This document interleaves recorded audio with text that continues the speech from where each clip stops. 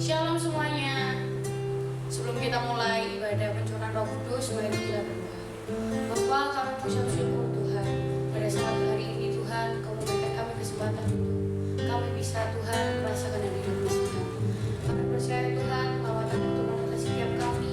Kami percaya Tuhan, Kau ada di tengah-tengah kami Tuhan. Terima kasih Tuhan, terima kasih Roh Kudus. Kami menyerahkan semuanya.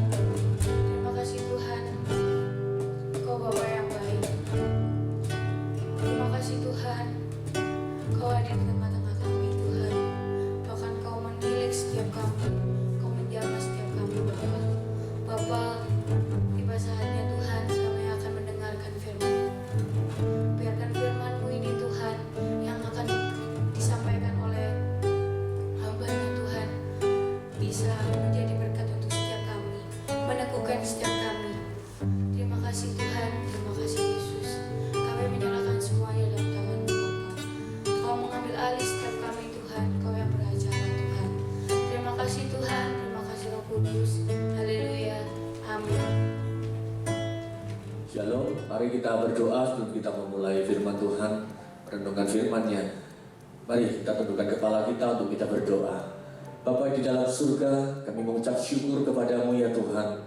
Kalau pada saat ini Tuhan, kami mau sebentar merenungkan firman-Mu, urapi hamba-Mu yang menyampaikan, urapi semua pemirsa yang melihat tayangan ini Tuhan. Kami boleh merenungkan firman-Mu siang dan malam. Kami boleh melakukan firman-Mu, kami boleh menjadi pelaku-pelaku firman-Mu dalam seluruh kehidupan kami. Terima kasih Bapa, dalam nama Tuhan Yesus Kristus. Amin.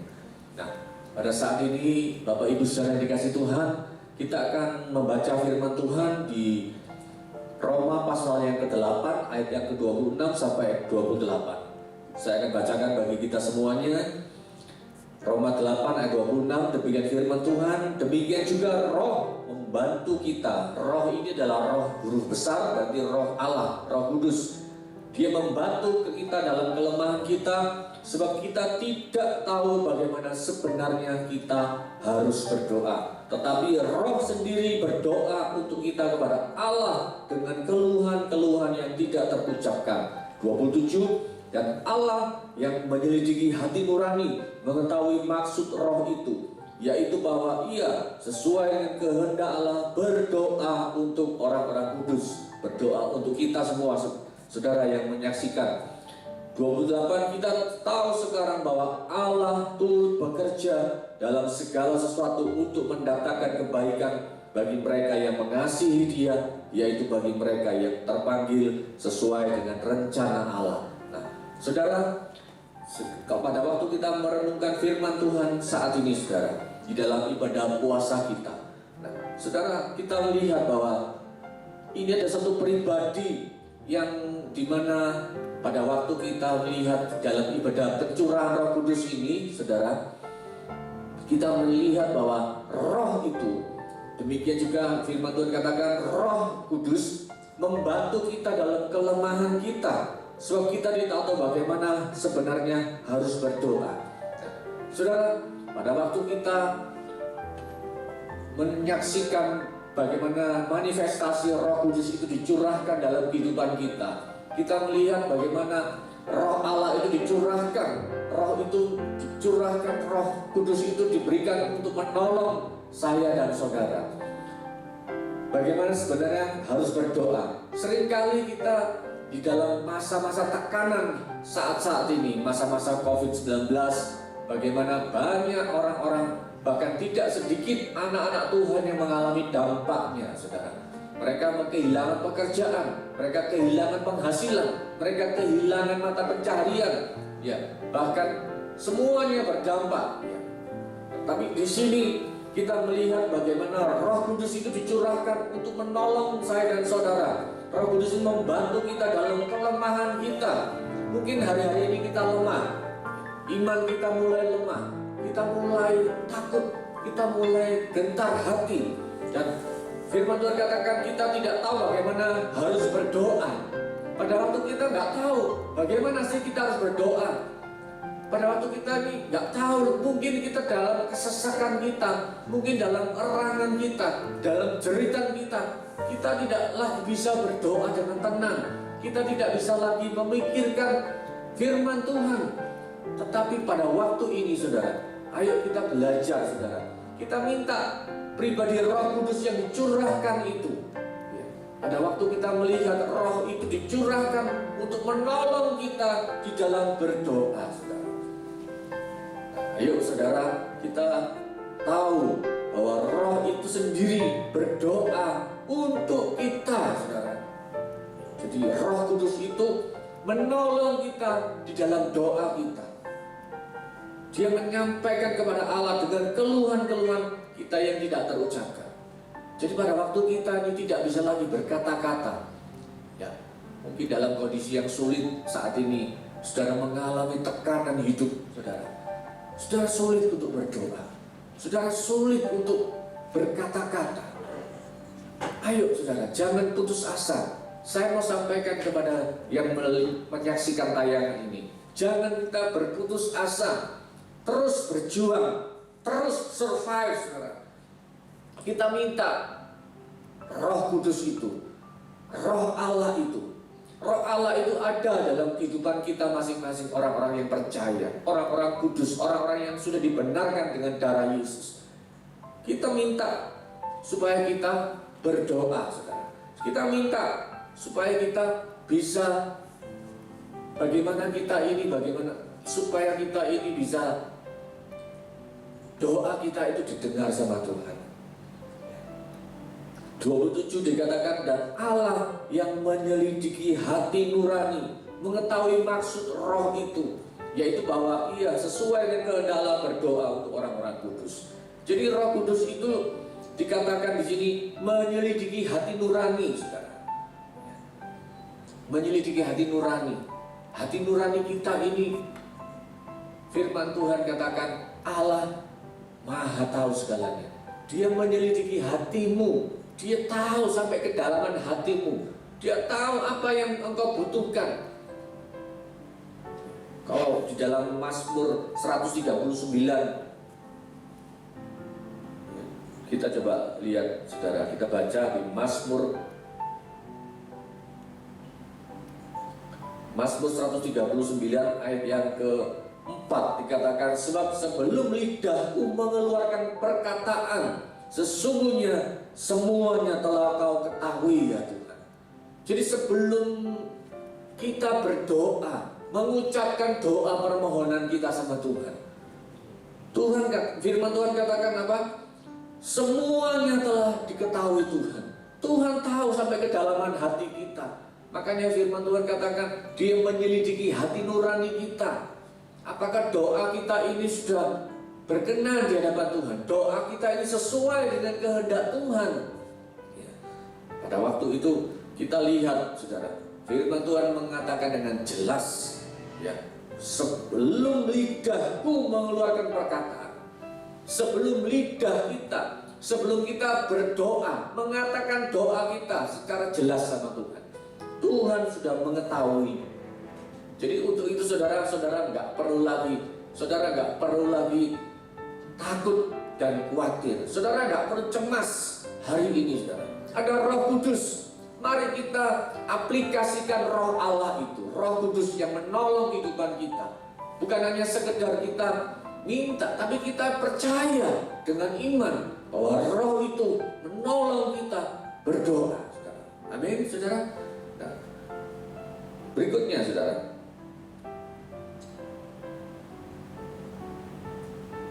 ayat yang ke-28. Kita tahu sekarang bahwa Allah turut bekerja dalam segala sesuatu untuk mendatangkan kebaikan bagi mereka yang mengasihi Dia, yaitu bagi mereka yang terpanggil sesuai dengan rencana Allah.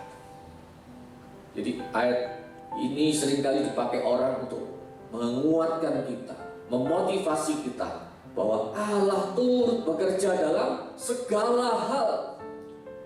Hari ini engkau kehilangan pekerjaan, tapi firman Tuhan katakan bahwa Allah turut bekerja dalam segala sesuatu, dalam segala hal. Apa yang kerjakan hari ini mungkin sesuatu yang baru ya, mungkin kita mengerjakan sesuatu karena kita kehilangan pekerjaan lama kita punya pekerjaan baru, kita punya sesuatu yang baru yang tidak bisa mengerti, kita tidak tahu apakah ini bisa berhasil, ini menghasilkan kebaikan bagi kita. Tetapi firman Tuhan katakan bahwa Allah turut bekerja. Roh Kudus itu yang sudah menyampaikan doa-doa kita yang tidak terucapkan, doa-doa yang kita mungkin tidak bisa lagi berdoa sehari-hari ini. Kalau saudara, saya percaya ya, kalau kita mengalami kesulitan, kita lagi stres, kita lagi sumpah ya, saudara akan sulit berdoa, betul ya. Tapi pada waktu itulah, ayo kita diam di hadirat Tuhan. Kita minta selama pencurahan Roh Kudus ini. Kita memang bukan selama 10 hari saja Roh Kudus dicurahkan. Setiap waktu, setiap hari. bahkan mungkin melebihi nanti hari yang ke-10. Setiap hari, setiap waktu Roh Kudus itu ada menolong kehidupan kita. Nah, dikatakan pada waktu Allah turut bekerja dalam segala sesuatu, mendatangkan kebaikan bagi siapa? Mereka yang mengasihi Tuhan. Apakah saudara sudah mengasihi Tuhan? Tanda orang mengasihi Tuhan adalah orang itu mentaati perintahnya. Tanda orang itu mengasihi Tuhan adalah orang itu anak Tuhan ini. Orang ini adalah orang yang mendengar firman Tuhan, melakukan dalam hidupnya. Dan pada waktu yang melakukan hidupnya, kita tahu orang ini adalah orang-orang tanda-tandanya, orang-orang yang mengasihi Tuhan. Bukan orang yang mengasihi Tuhan itu bukan berbicara orang yang berbicara di atas mimbar, bukan orang yang melayani Tuhan. Memang kita sebagai tanda kita mengasihi Tuhan, salah satu tandanya kita melayani Tuhan. Kita mengabdikan diri kita, memberikan waktu kita untuk melayani Tuhan. Tetapi bukan sekedar itu. Lebih dalam lagi, orang yang mengasihi Tuhan, dia punya hubungan pribadi yang erat dengan Tuhan.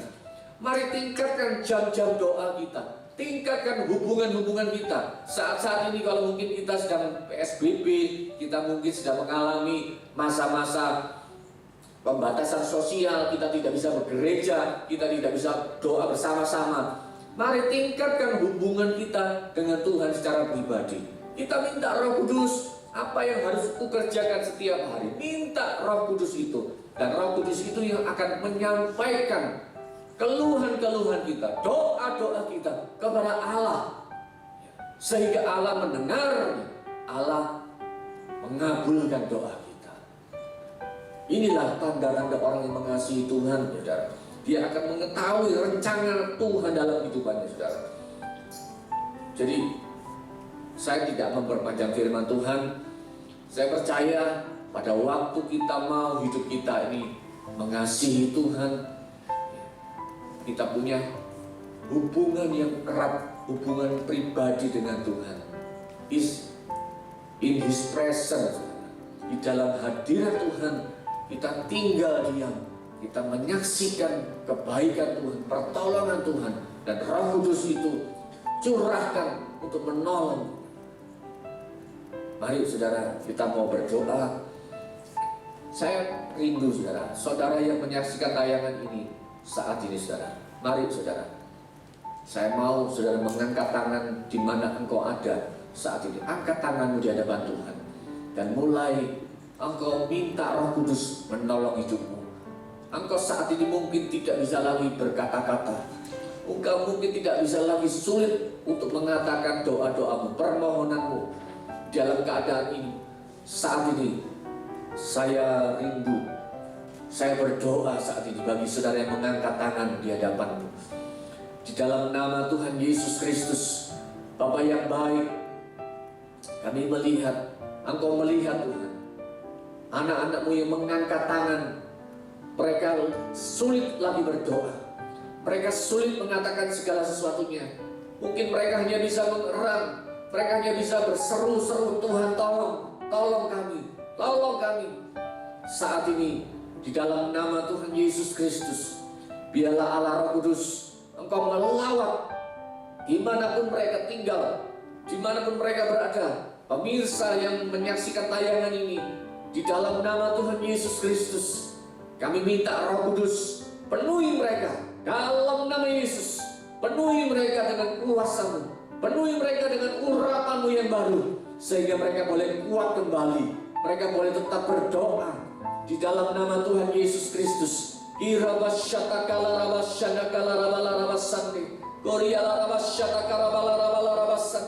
Engkau buka sesuatu yang ajaib, Engkau nyatakan kuasa-Mu Tuhan, sehingga pemulihan itu terjadi. Dan saat ini kalau ada yang sakit, di dalam nama Tuhan Yesus Kristus, sembuhkan, pulihkan dalam nama Yesus Kristus. Dan kami berdoa saat ini Tuhan, kami mengucap syukur kepada-Mu Bapa, karena Engkau Bapa yang baik, Bapa yang kuasa. Terpujilah nama-Mu Bapa.